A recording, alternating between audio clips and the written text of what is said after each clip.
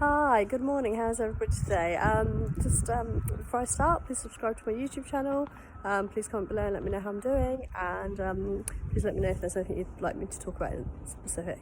Right, today I wanted to talk about how Narcs manipulate our children against us, because it's kind of like bad enough that we have to put up with them, and then we suffer for years with abuse from them, and then we finally pluck up the courage to actually escape the abuse and break free from them. But they always manage to get to us via our children.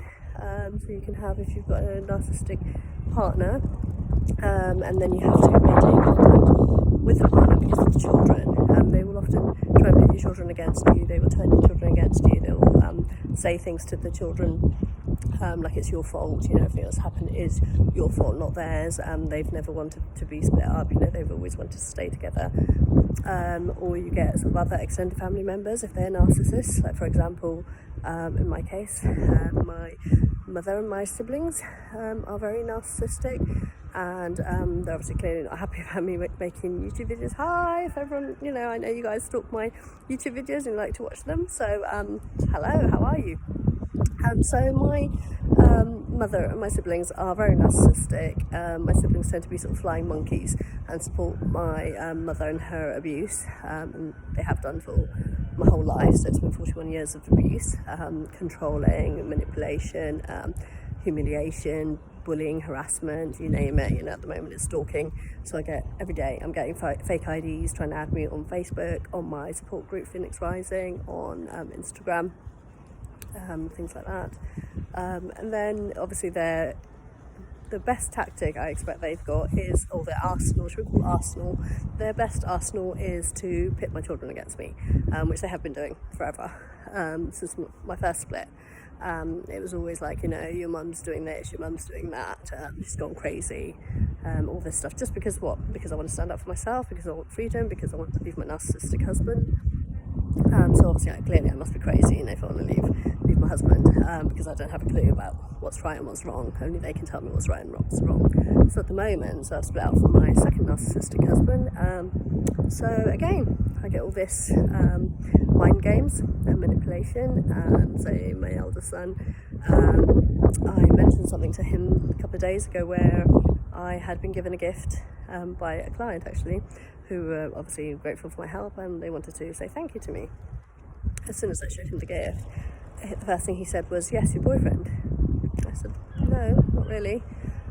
So clearly the narrative at the moment is that I must be, just sleeping around, really. That's been her narrative for me since I've been born, practically. I think as soon as I was born, she must have said, "Oh, this one's going to be, a whore." That's kind of what she calls me, and she has called me that before. My partner has as well. Both of them have, actually.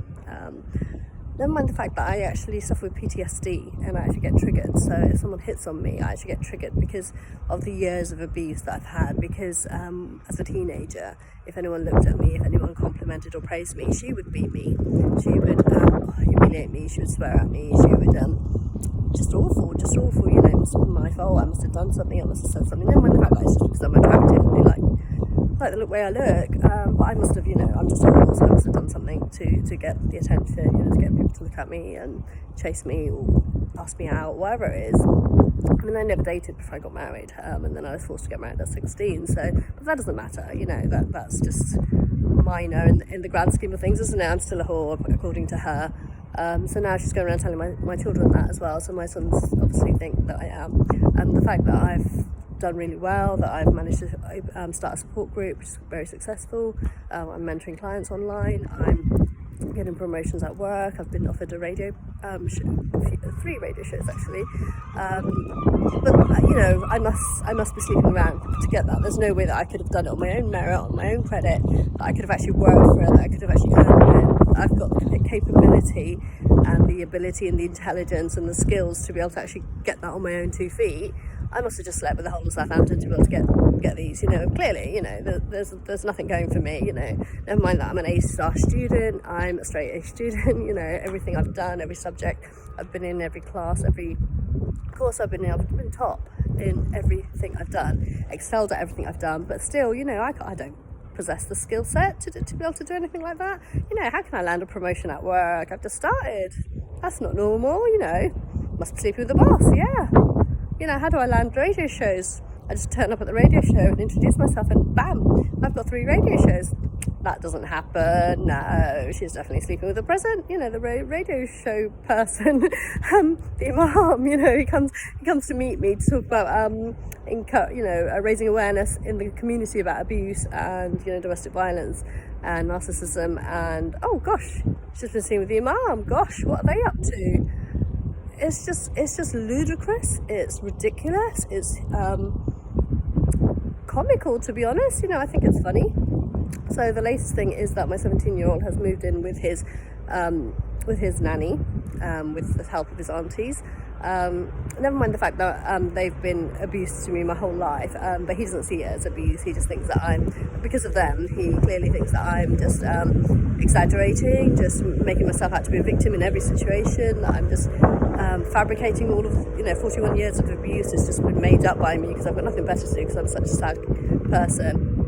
I can just make up these kind of stories, just chapters and chapters of, I could do a whole series of the things that they've put me through, but no, I must be making it all up. Obviously they're telling the truth because 10 people can't be lying and then one person's telling the truth. No, that doesn't happen, does it? Clearly not. I'm the crazy unstable one that's making up all this rubbish.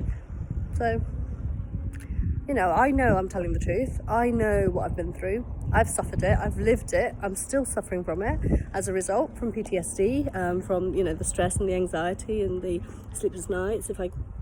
I'm doing fine, to be honest.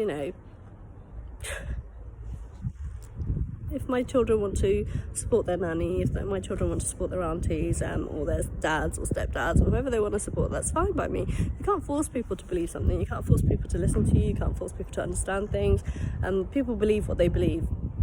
And, narcs are so manipulative and so convincing and so able to make anyone believe anything. I haven't got the energy or the strength or even the time or the patience or the mental, thing to waste on them anymore. I've wasted 41 years of my life on them. Why would I bother wasting any more time? But clearly, I'm very interesting to them because they like to stalk. They watch all my videos, they like to stalk my pages and try and add me to find out what I'm getting up to. So just a message for them, maybe get a life and find something else interesting to do with yourselves, like find a hobby or something worthwhile. Maybe you'd be getting the promotions and the radio shows and things if you spent less time on me and more time concentrating on yourselves, who knows. Anyway, I'm going to sign out. That was just a bit of a vent. Hope you have a lovely day. It's a beautiful day in Ocean Village, Southampton. Here you go. Look, this harbour is beautiful. I love it. And I'll speak to you soon. You take care. Have a lovely day. And don't forget to subscribe to my YouTube channel. Take care. Stay safe. Bye.